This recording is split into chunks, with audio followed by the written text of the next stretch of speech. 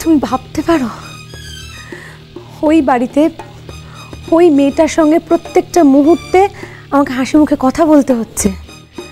তোমার কি মনে হয় আমি ওই মেয়েটির আমাকে কনসিডার করাটা ভুলে গেছি? নো ওয়ে মা, নো ওয়ে। কিন্তু সেই রাগ, সেই অপমানটা মনের মধ্যে চেপে রেখে হাসি মুখে প্যাচ আপ করাটা কি কঠিন, কি কঠিন।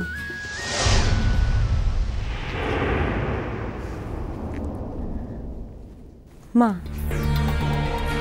তুমি ওখানে থাকো না, আমাকে ওই বাড়িটাতে সবার সঙ্গে মিলেমিশে সর্বক্ষণ থাকতে হয়। আর শুধু থাকতে হয় তাই নয় মা, আমাকে এখন উপোস করতে হয়, রান্নাঘরে গরমের মধ্যে মাছের ঝোল রান্না করতে হয়। কেন? ওই মেয়েটার জন্য। সব থেকে বড় কথা হলো আমাকে ওই মেয়েটার কাছে সারেন্ডার করে মিষ্টি করে কথা বলতে হয়, হাসি মুখে। ওর দুঃখে দুঃখী হতে হয়। কিসের দুঃখ ওর? আছে মা, আছে। কিন্তু সেসব কথা তো না শুনেই তুমি মা, নীলের পুরনো গার্লফ্রেন্ড ফিরে এসছে। হ্যাঁ মা, মেয়েটির নাম আরশি। মেয়েটি জানতোই না নীলের বিয়ে হয়ে গেছে, বিদেশে ছিল এতদিন। সবে দেশে ফিরেছে এবং ফিরেই নীলের সঙ্গে যোগাযোগ করেছে। মেয়েটির সাথে কন্ট্যাক্ট করো, নাম্বার আছে? নেই, তবে চেষ্টা করছি জোগাড় করে নেব। ভূমি,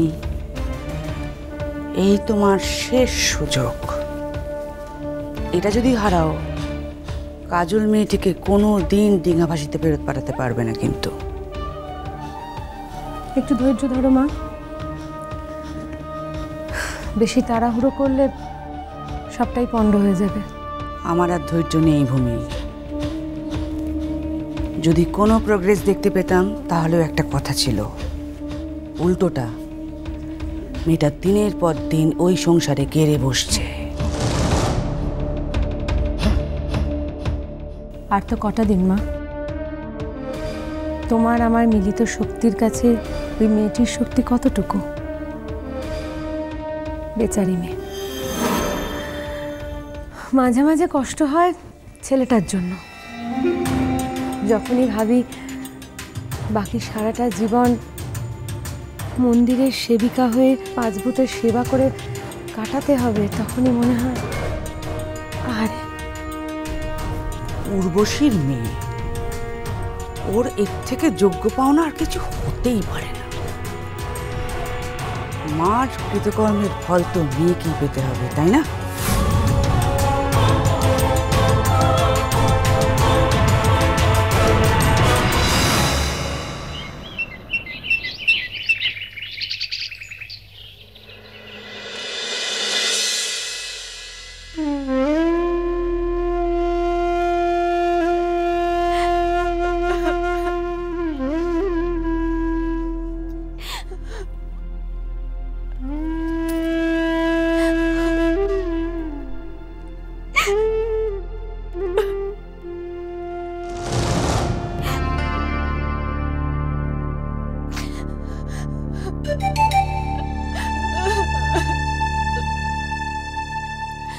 কাজল,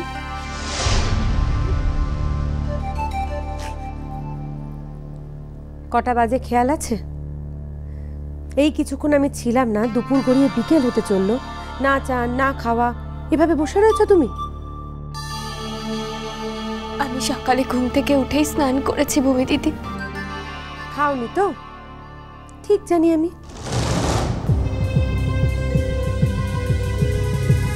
জানো কাজল, আজ আমি মায়ের কাছে গিয়েছিলাম ঠিকই, কিন্তু মনটা আমার ভীষণ তোমার জন্য আনচান করছিল। ঠিক মতো ক্লাসও করতে পারিনি জানো। মা কতবার বললো এই রোদের মধ্যে যাস না, কিন্তু মাকে আমি কি করে বোঝাই বলো তো যে নীল আজ কাজলের সঙ্গে এত অসভ্যতা করে অফিস বেরিয়ে গেছে। যাকে চলো খাবে, চলো। আমি খাইছি ভূমি দিদি। না খাইলে তো বাড়ির লোক ছাড়িবনি, আর এইভাবে সকলের কাছে অপমানটা আরো অনেক বেশি। আচ্ছা কাজল, এতটুকু মেয়ে তুমি, এত বুদ্ধি পাও কোত্থেকে বলো তো? লেখাপড়া জানি না, তবু সমাজেরও চলিবার মতো কোনো শিক্ষাও আমি পাইনি। এইটুকু বুদ্ধিও যদি না থাকে, অবশ্য এটা আমার বুদ্ধি কিনা তা জানি না, আমার মন যা চেয়েছে আমি সেমিতি কাজই করেছি ভূমি দিদি। ঠিক করেছো, যা করেছো একদম ঠিক করেছো। একজন তো দিব্যি তোমার অপমান করে অফিস চলে গেল, অফিসে গিয়ে হয়তো কাজে ডুবে রয়েছে, গল্পগুজব করছে কলিগদের সঙ্গে। দেখো গিয়ে হয়তো ওই আরশি মেয়েটার সঙ্গে হয়তো যোগাযোগও বলা যায় না কাজল। মেয়েটা দেখো সোজাসুজি নীলের অফিসে গিয়ে হানা দিয়েছে। এইসব মেয়েরা পারে না এমন কোনো কাজ নেই কাজল, ট্রাস্ট। কালি রাতে আরশি তাকে ফোন করেছিল। কি? ও, তাই জন্যই আজ নীলের এত রুদ্রমূর্তি। দেখছো কাজল, 2 আর 2 4 কিন্তু মিলে যাচ্ছে। না, আমি কাল আরশিকে ফোন নাম্বার দিয়েছি বলে মোর ওপর রাগ হয়েছিল। রাখো তো কাজল, উফ, তোমায় নিয়ে আমি আর পারি না। তোমাকে কে বলেছিল ওকে নাম্বারটা দিতে? এমন বোকামো কেউ করে কাজল? আমি ফোন নাম্বারটা না দিলে কি ও ফোন নাম্বারটা পেত না? তা অবশ্য। মেয়েটি তো নাকি বিয়ের আগে এ বাড়িতে কয়েকবার এসেওছে, ফোনে না পেলে সোজাসুজি এ বাড়িতে হানা দিত আর কি। কাজল, মেয়েটার ফোন নাম্বারটা কি গো?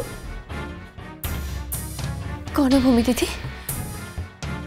না, জাস্ট বলছিলাম, জেনে রাখা ভালো তাই। নয় ভূমি দিদি, নয়। তবে মোড় হয়ে ওই ঝিওটিকে কিচ্ছি কইবনি, কিচ্ছি না। আমি কারুর দয়া। কাজল, দয়া টয়া কিচ্ছু নয়, তুমি আমার ছোট বোন। তোমায় যদি কেউ কখনো কষ্ট দেয়, আমি কারুর কথা শুনবও না, কারুর কথা মানবও না। তোমার ভালোর জন্য কাজল। না ভূমি দিদি না, তবে কিচ্ছি কইবনি, কিচ্ছি না। ওরে বাবা, এখন তো আমি কাউকে কিছু বলতে চাচ্ছি না, যদি তেমন বাড়াবাড়ি কিছু হয় তখন দেখা যাবে। বলো নাম্বারটা, বলো নাম্বারটা, জেনে রাখতে তো কোনো দোষ নেই। কাল রাতে তো নাম্বারটা দেখেছিলাম, বলবো কি? কি হলো কাজল, নাম্বারটা বলো।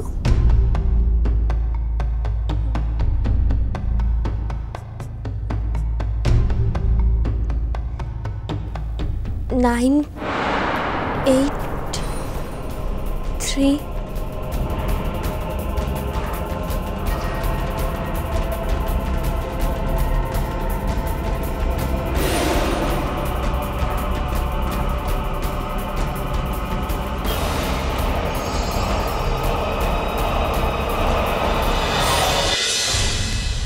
নাম্বারটা সেভ করে নিলাম কাজল। কাজল, তোমার ফিউচার প্ল্যান কি? প্ল্যান? কিছু ভেবেছো কিভাবে কাটাবে? মানে ভবিষ্যৎ পরিকল্পনা কি? আমার আবার ভবিষ্যৎ, তার আবার প্ল্যান। যদি এই সংসারে জায়গা পাই, তাহলে মন দিয়ে সংসার করিবি, আর যদি জায়গা না পাই, তাহলে কলকাতা থেকে ডিঙ্গামাসি ফিরে কি যাবি। একদম বোকা বোকা কথা বলবে না। এই হেরে যাওয়া কথাবার্তাগুলো শুনতে না আমার একদম ভালো লাগে না। তুমি তো ভালো নাচো কাজল, নাচটাকে কেরিয়ার করার কথা ভাবছো না কেন?